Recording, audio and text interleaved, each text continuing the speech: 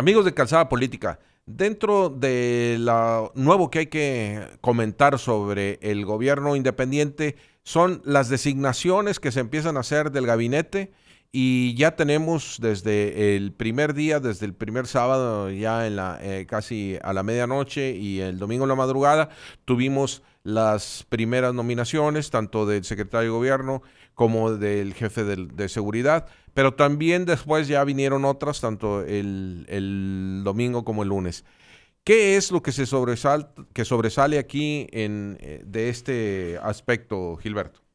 Un gabinete, Lalo, yo diría bastante ecléctico, interesante en su composición. Hay algunos grupos que se pueden identificar, por ejemplo, gente que ha sido históricamente cercana a Jaime, como Manuel González, como el doctor de la O, como Roberto Flores, gente que trabajó con él en García, o sea, en relaciones de constructores, empresarios, etcétera. Y el tercer grupo, que también es muy interesante, es gente de la sociedad civil que se ha acercado.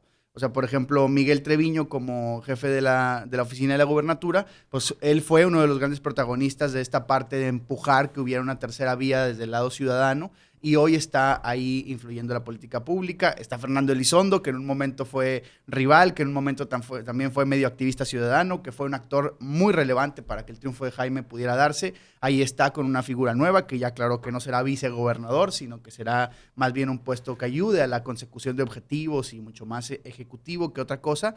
Pero vería una composición muy ecléctica y también con talento nuevo. Sí es cierto que hay un cierto refresco.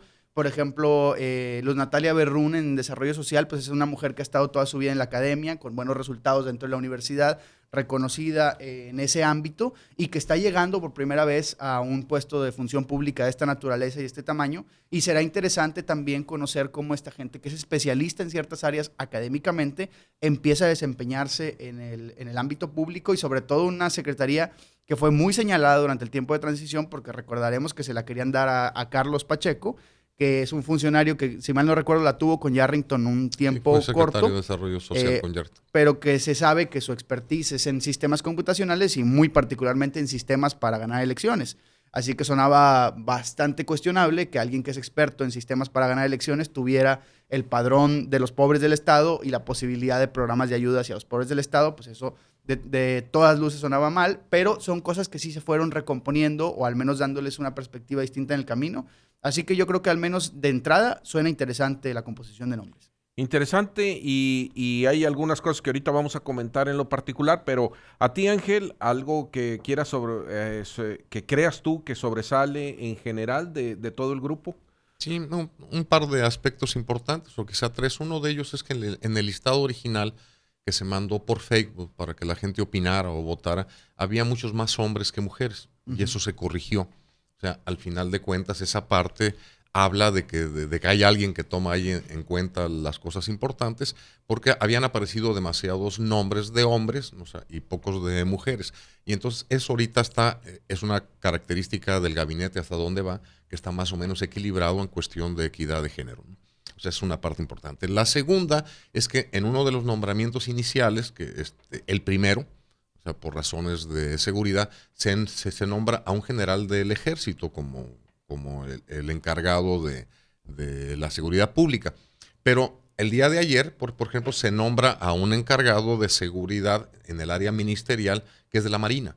Y este es un componente bastante importante porque en el sexenio pasado, por lo que fuera, o sea, habíamos tenido una especie de rivalidad entre las... ¿Se politizó la seguridad? Entre las Fuerzas Armadas, que ellos no tenían la culpa. O sea, el problema estaba en que los marinos estaban apoyando a Monterrey, donde era una alcaldesa todavía de corte panista, ¿sí? Y los soldados estaban apoyando, digamos, al Estado en la seguridad pública estatal, en donde pues, había un gobierno panista. Lo politizaron, digo, tú lo dices bien, lo politizaron. Las personas que lo vieron de fuera, ¿verdad? Que dijeron, es que como los marinos se fueron con el PAN y acá, pero realmente fue cuestión de que hicieron y les pidieron ayuda a los de Monterrey, a los marinos. Pero esa imagen se corrigió, o sea, eso es muy bueno, o sea, son unas señales ahí, uno y uno. Unas señales simbólicas, o sea, que nos pueden decir pues que el gobierno es incluyente, que está tomando en cuenta y que las Fuerzas Armadas Federales apoyarán por igual al nuevo gobierno independiente. Esa es una señal adicional. La otra que me llama la atención, entre otras porque fui partícipe de esa anécdota, en la primera parte inicial donde estaban todos los presuntos precandidatos para ir a gobernador, ¿sí? Todos ellos, salvo uno, están metidos en el gabinete. O sea, está Miguel Treviño, Jorge Arrambide, Fernando Turner, Fernando Lizondo, Jaime Rodríguez, etcétera. Es decir, este también es un tercer aspecto relevante que vale la pena mencionar. O sea, todos prácticamente aquellos primeros componentes que dijeron que iban a ir por una vía independiente y ciudadana, o sea, diferente a la de los partidos, ahora están dentro del gobierno en un mismo sentido. Este también es otro dato simbólico importante, ¿no? Bueno, yo quiero hablar como impresión general sobre la posible, o será, no sé si decirlo de esta manera, la incertidumbre que hay de algunos nombres, en el sentido de que tú mencionaste a la hoy secretaria de Desarrollo Social, yo puedo decir sobre la secretaria de Educación también, en donde son personas respetables que, como tú dijiste, de la secretaria de Desarrollo Social tienen su trayectoria, lo mismo que la hoy secretaria de Educación, el secretario de Obras Públicas tienen cierta trayectoria, pero no tienen trayectorias personales o de desarrollo en la academia o en la iniciativa privada, pero no tienen necesariamente un pasado en la administración pública. Y realmente yo quiero destacar una cosa, o sea, ser funcionario, dedicarte a la administración pública tiene ciertos detalles que no tienen mucho que ver a veces con pues yo creo que con la experiencia que tengas en tu vida, ¿verdad? O la experiencia técnica que tengas de lo que te dedicas. Muchas veces la administración pública requiere una vocación, un entendimiento de la política del servicio público, que así le dicen, y que ahí es donde yo prendería no sé si alguna alerta amarilla de ver cómo estas personas llevan su experiencia académica o de la IP a la función pública, ¿no? A mí me parece que es un punto relevante, central, el que tocas, Lalo, porque la función pública no es una empresa y no se puede tratar como tal. O sea, el criterio no puede ser ese porque simple y sencillamente hay cosas que al ser bienes públicos tienen un criterio distinto desde su naturaleza misma. Claro. O sea, no tienen que generar una rentabilidad, tienen que generar un bienestar público. Y muchas veces gente que no está formada desde la mentalidad de lo que significa la función y la administración pública, le cuesta un poco entender esta parte. Y la segunda que yo diría es la clásica distinción beberiana del político y el científico. O sea, normalmente los que se van muy por el lado académico rara vez tienen el olfato, el poder, la habilidad para meterse hacia donde están las decisiones. O el contacto con la gente, ¿verdad? Desde luego, el carisma. Y por el otro lado, el que es puramente político, muchas veces sí tiene todo eso para llegar, para tener el poder, para conectar, pero no tiene el conocimiento. O sea, y aquí esperemos que confluyan las dos cosas, porque Jaime es un hombre que tiene instinto político natural, un animal político natural, y ojalá se deje ayudar por gente que tiene conocimiento de sus áreas, pero lo más importante, diría yo, es que cada uno de los secretarios sepan identificar quién dentro de sus secretarías es valioso. Porque la fuga de conocimiento es muy cara en cualquier institución. O sea, no puedes llegar ahí con la guadaña ni a cegar a todas las personas que están ahí, porque hay mucha gente valiosa, muchos burócratas o mucha gente de función pública que ya conoce su trabajo, que tiene una expertise, que tiene un conocimiento, y que es muy caro volver a pagar, claro, en todos los sentidos, de tiempo, energía, de recursos, una curva de aprendizaje para gente nueva. O sea, ojalá que también aprecien a la gente que está ahí, que valga la pena que se quede, y les ayuden a tener una mentalidad suficientemente pública, en el sentido más amplio del término. Si lo podemos poner en estos términos, yo creo que por más de que hubiera descontento con la forma en que se hicieron las cosas en el sexenio anterior, hay que admitir que la función pública hay que saberle también. Entonces habrá muchas personas que necesiten estar ahí para llevar todos esos programas a una consecución donde ayuden a la gente, ¿así es? Así es, yo creo que hay que esperar. O sea, ahorita lo más importante que creo que deben tener en la mente es cómo les van a pagar los aguinaldos a los trabajadores que están ahí, que es un problema pues sí, que me regresa a algunas partes que no tocamos en los nombramientos. O sea, por naturaleza, si bien el nuevo gobierno va a enviar una iniciativa para reformar la estructura pública del gobierno del Estado, o sea, para modificar cosas que luego, esa será otra sorpresa, o sea, cómo va a quedar, ¿no? Alguien dice que desarrollo sustentable prácticamente va a desaparecer, que va a haber una sola dirección, que va a haber subsecretarios. En fin, faltan muchas cosas por hacer, pero hay algunas que tienen que enviarse para que el Congreso las apruebe. Por eso, el primero que acudió a comparecencia fue Fernando Elizondo. O sea, todavía no tiene asegurado ningún puesto porque tiene que aprobarlo el Congreso.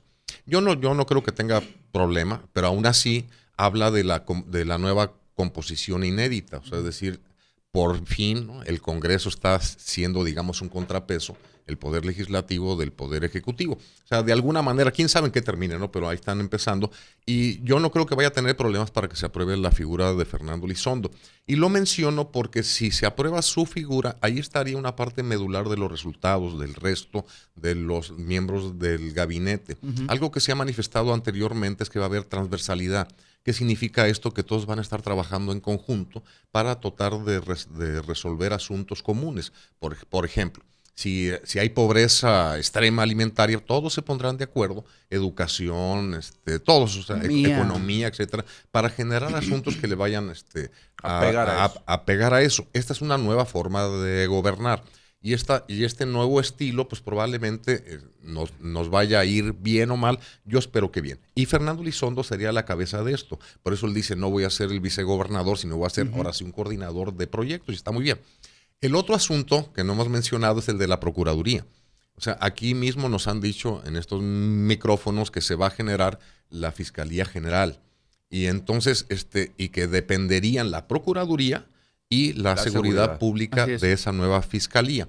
Entonces todavía falta ver quién va a ser ese fiscal. Ahorita por lo pronto se envió el nombre de Roberto Flores, que trae para procurador, y es probable que digan para procurador ya no, pero a lo mejor puede ser para fiscal general. O sea, de alguna manera ahí estamos también con cosas inéditas. Y finalmente el gran asunto, el de los recursos.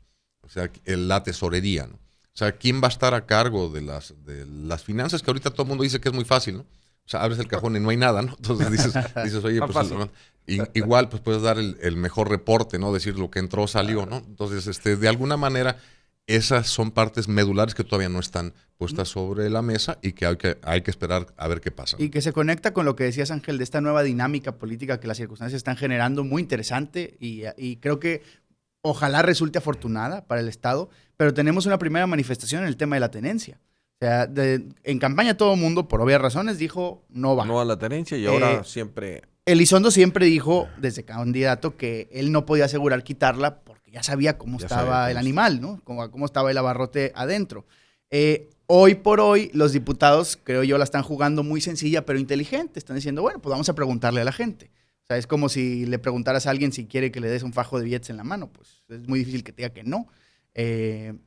Y hoy por hoy hay una encuesta abierta a la que se puede entrar cualquier ciudadano de si quiere que la quiten gradualmente o que se la dejen y se vaya a programas de beneficio social.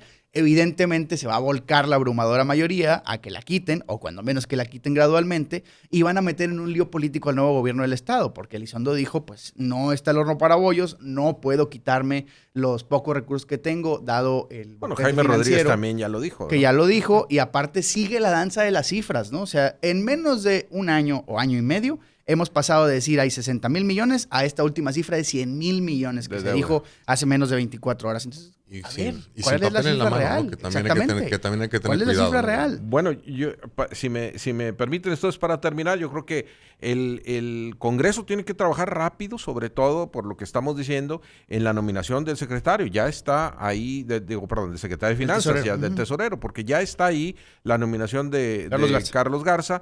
Pero pues ahora que se pongan y que ya lo aprueben o lo desaprueben o lo que haya que hacer. ¿Para qué? Para que se ponga a trabajar, ¿verdad? Porque luego hay cosas urgentes. Luego viene el presupuesto de ingresos y egresos. O sea, vamos, como dijo el descuartizador de Londres, por partes, pero muy despacio. Rápido. El Poder Legislativo ahí va haciendo su juego, ¿no? O sea, porque primero déjame ver, te apruebo unas cosas, otras no, ahí te las llevo. Claro, pero no todo es política. Y luego, hasta que se apruebe lo del tesorero, se podrá enviar el presupuesto. Es decir, ya nos estamos acercando a Navidad, ¿no? Y puede que sea una Navidad. Y ahí se está viendo un poco la mano de los partidos, porque, por ejemplo, con el candado que le pusieron a la figura de Elizondo, ahí probablemente se la aprueben, estoy de acuerdo con que se la van a aprobar, pero fue un aviso. O sea, fue un aviso de no todo es gratis, ¿no? Y no todas pasan por boba. Y los partidos creo que están empezando a jugar inteligentemente porque no le están pegando directo a Jaime, sino que están haciéndolo de forma velada e incluso sutil, pero ya dejando señales de que las cosas no están regaladas, ¿no? Pues qué bueno que va subiendo el agua al tinaco, ¿no? En todos los poderes. Bueno, pues ahí lo tienen ustedes. Estas son las cosas que estamos viendo en el inicio de este gobierno independiente de Jaime Rodríguez Calderón. Nosotros continuamos aquí en Calzada Política.